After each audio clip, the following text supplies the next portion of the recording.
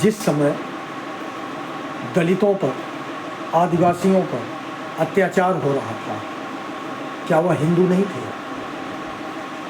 और उनके मुंह पर मूता गया, उनके सर पर मूता गया, उनकी बारातें नहीं चढ़ने दी गई। तब यही लफंगे लोग थे, भारतीय जनता पार्टी और आरएसएस के मनबढ़ लोग, जो इस काम को कर रहे थे। जब भारतीय जनता पार्टी ने पहली बार हिंदू मुस्लिम का खेल करके, समाज को बांट करके, देश को लड़ा करके अपना वर्चस्व कायम करने का काम किया, या जब पिछड़े लोगों को आपस में लड़ाया, मारा, उनकी बेइज्जती किया, पिछड़े समाज से कथावाचकों को बेइज्जत किया गया, तब बोलने की ज़रूरत थी। लेकिन किसी ने बोला? जब दलितों की बहन बेटियों की इज्जत लूटी जा रही थी, तब बोलने की ज़रूरत थी, किसी ने बोला?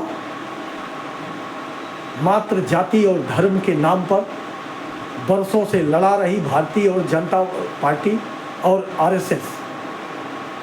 आरएसएस ही मेन है।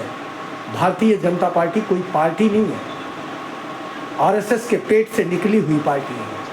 जो आरएसएस कहेगी, जो आरएसएस का विचार होगा, भाजपा वही करेगी। जब ये पहले धर्म में बांटा, फिर जातियों में बांटा, गरीब कमज़ोर तबकों को प्रताड़ित करना शुरू किया, तब हमें आवाज़ देना था, तब इनके विरोध में खड़ा होना था। जब बहन बेटियों की इज्जत लूटी जा रही थी, तब हमें खड़ा होना था, लेकिन हम नहीं खड़े हुए। अंकिता भंडारी को आज तक न्याय नहीं मिल पाया, और इसी देश में बहुत सारी बहन बेटियां ऐसी रही जिनको न्याय नहीं मिला। इसी देश में बिल्किस बानो के बलात्कारियों को माला पहनाया गया मात्र जाति और धर्म के नाते, तब हमारी बोलने की हिम्मत नहीं हुई। इसी देश में गाय के नाम पर और गौ मांस के नाम पर बजरंगी और संघी मिल करके कितने लोगों की हत्या किए, कितने लोगों को मारा, लेकिन तब हम लोगों की जबान नहीं खोली। अब बढ़ते बढ़ते इनका मनोबल और बढ़ता गया।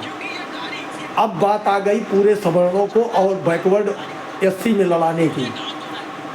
तब हमें जब अपने पे आई, तब हमें दर्द हुआ, हमारे पिछवाड़े गर्म होने शुरू हुए।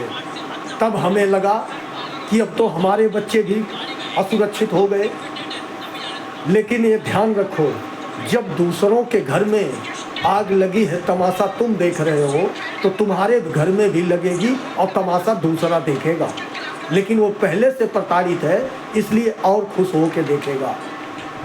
आज यूजीसी जो आया है, यह यूजीसी तुम्हारे चुप रहने का कारण है। भारतीय जनता पार्टी और आरएसएस का इतना मन बढ़ गया कि यह किसी को भी छोड़ना नहीं चाहते, किसी को भी छोड़ना नहीं चाहते। ये सबको बांटेंगे, सबको पीटेंगे, सबको काटेंगे, सबको बेचेंगे। पूरे देश में जितनी भी संपत्ति है सबको बेच रहे हैं। दोनों हाथों से खुला भ्रष्टाचार चल रहा है, लूट रहे हैं, लेकिन कोई इस्तीफा नहीं होगा। आज तक जितनी मौतें हुई हैं, कहीं भी किसी भी घटना में कोई मंत्री इनका इस्तीफा नहीं देता। अजय सिंह टेनी जो किसानों पर गाड़ियां चढ़ा दिया था, इस्तीफा नहीं दिया था। जब जनता ने खींचा और फेंका, तब हटा है। ध्यान रखना, इसी देश में किसान आए थे, हम और हमारे जैसे लोग उनको आतंकवादी तक बता रहे थे। अब क्या हो गया? अब यूजीसी को लेकर हमारे पिछवाड़े में भी डंडा घुसेड़ दिया भारतीय जनता पार्टी ने। और जितने नेता हैं आरएसएस और भाजपा के, चाहे जिस जाति के हों, ये किसी के सगे नहीं हैं, न हिंदू के, न मुस्लिम के, न अगड़े के, न पिछड़े के, ये किसी के सगे नहीं हैं। एक वर्ग का नाम बताओ, एससी, एसटी, मुस्लिम, आदिवासी, चाहे ब्राह्मण हो, ठाकुर हो, बनिया हो, लाला हो, सारे समाज के नेता भाजपा में मिलेंगे।